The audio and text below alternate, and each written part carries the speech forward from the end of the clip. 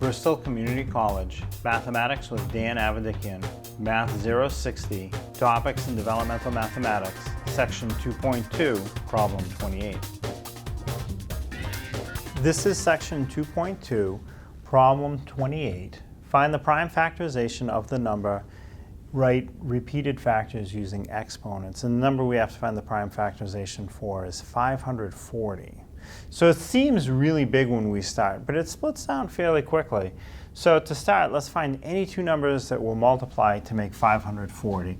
There are a lot of options for this, but the first one that I see is 54 times 10. Those numbers multiply to make 540. Neither one is prime, and that's okay.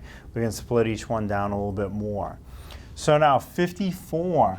What numbers multiply to make a 54? Again, we have a few options, but the first thing that jumps into my head is 6 times 9. 6 times 9 multiplies to make 54. And the 10 will also split. That can split into 2 times 5. 2 times 5 makes a 10. Now, some of the numbers are prime, some are not. The 6 that we start with on the far left is not prime, so that can split into 2 times 3. Next to it I have a 9, that's not prime. That'll split into 3 times 3. Next I have a 2. The 2 is prime, so it comes straight down without splitting. And the last number is a 5, which is also prime, so that will come straight down without splitting. And now every number in the row is prime. I have some 2s, some 3s, and I have a 5. Those are all prime numbers. So I've gotten to the end. I found all the primes that multiply to make, in this case, 540.